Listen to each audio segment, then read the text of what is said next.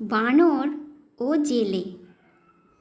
কোনো এক বনের মধ্যে দিয়ে একটি নদী প্রবাহিত হচ্ছিল।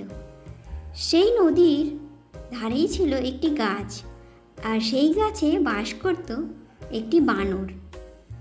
সেই নদীতে একদিন জেলেরা মাছ ধরতে এলো। জেলেরা জাল ফেলে মাছ ধরছিল, আর বানরটি গাছে বসে তাদের মাছ ধরা দেখছিল।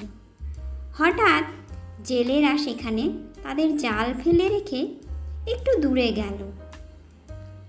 অনেকক্ষণ ধরে বানরটার মনেও জেলেদের মতো মাছ ধরার ইচ্ছে হয়েছিল, আর তাই সে গাছ থেকে নেমে এলো এবং জালটা নিয়ে নাড়াচাড়া করতে লাগলো। নাড়াচাড়া করতে করতে হঠাৎ তার হাত পা জালে জড়িয়ে গেল। কোনোভাবেই সে জালটা ছাড়াতে পারল না।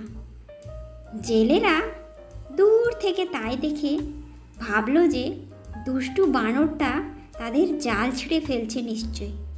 তাই সঙ্গে সঙ্গে তারা সবাই ছুটে এসে লাঠি দিয়ে বানরকে পেটাতে লাগলো। বানর তখন মনে মনে দুঃখ করে বলল, আমার যেমন কর্ম তেমনই ফল লাভ হলো। আমি জাল ফেলার নিয়ম জানি না, অথচ কেন জাল ফেলতে গেলাম? নীতি কথা। এই গল্পটি থেকে আমরা শিখলাম যে না জেনে শুনে কিছু করতে গেলেই বিপদ হতে পারে।